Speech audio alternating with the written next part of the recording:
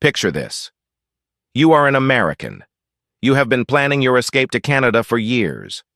Maybe it is healthcare. Maybe it is politics. Maybe you just want that peaceful Canadian lifestyle. You have done your research. You have saved your money. You are ready to make the move. Then you apply for residency and get this response. Application denied. Reason: Canada is full. This is not some distant future scenario. This is happening right now to over 2 million Americans who thought Canada would always be their backup plan. And trust me, what I am about to reveal about Canada's quiet crackdown on American immigration will completely change how you think about your northern neighbor.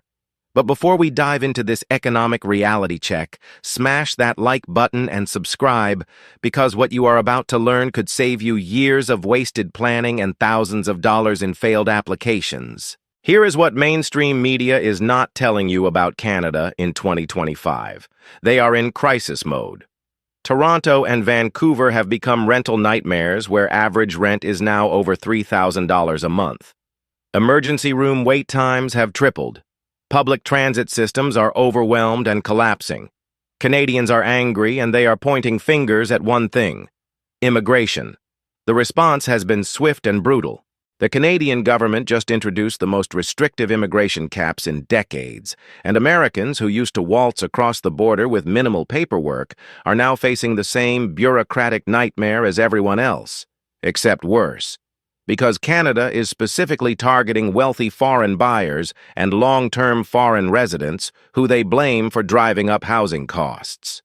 Now let me explain this using something every penguin understands: fish economics. Imagine you are a penguin living on a small iceberg with limited fishing spots. For years, you have been sharing your fish with visiting penguins from other icebergs. But suddenly, your own penguin population is growing, the fish are getting scarcer, and the visiting penguins are not just taking fish, they are claiming the best fishing spots permanently. What do? You start being picky about which visiting penguins you allow to stay. The ones with the biggest fish reserves get priority. The ones who can prove they will bring more fish than they take get approved. Everyone else gets sent back to their own iceberg. This is exactly what Canada is doing to Americans right now. They are treating their housing market, their healthcare system, and their job market like precious fishing spots. And Americans are the visiting penguins who thought they would always be welcome. The fish analogy gets even more brutal when you realize that wealthy Americans are like penguins who arrive with entire schools of fish, while middle-class Americans are like penguins showing up with just a few sardines.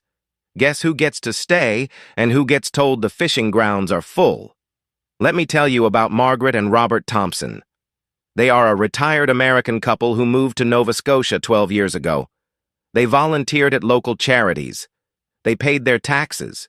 They contributed to their community. Last month, they received a letter that changed everything. Residency renewal denied. Reason: financial requirements no longer met. They have 30 days to leave the country they now call home.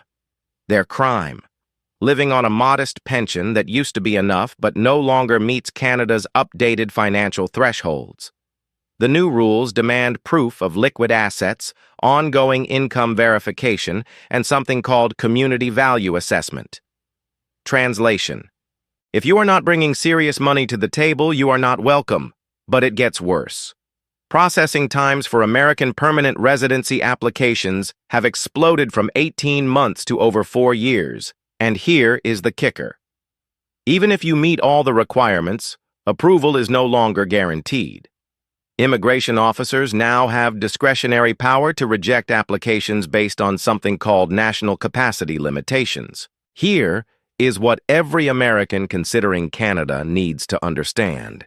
You are not moving to the friendly neighbor you remember from 20 years ago. You are moving to a country that is actively trying to reduce foreign population pressure. The numbers do not lie.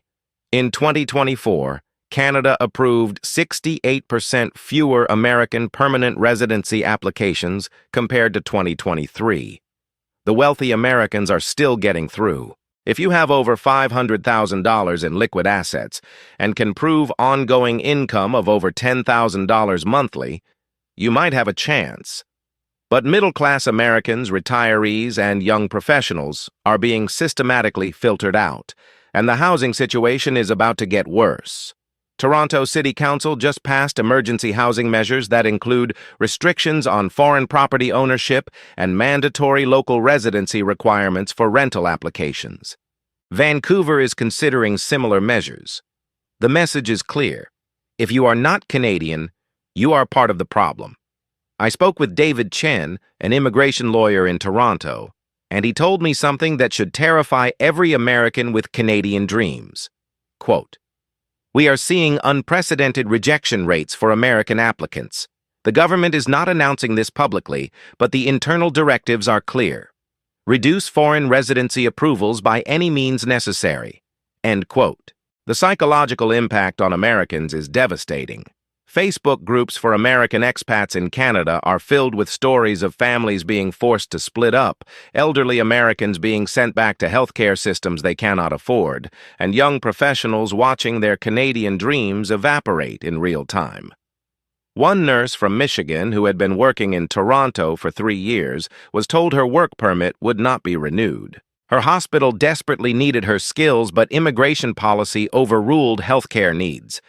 She is now back in Detroit, making half the salary and dealing with a healthcare system she moved to Canada to escape. But here is the most shocking part that nobody is talking about.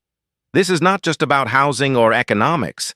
This is about fundamental political realignment. Canadian politicians have figured out that blaming Americans and other foreigners for domestic problems wins elections, and it is working. A recent poll showed that 73% of Canadians support stricter immigration controls, specifically targeting Americans. The headline in the Toronto Star said it perfectly. Quote, "We cannot save the United States from itself. Our cities are at breaking point." End quote.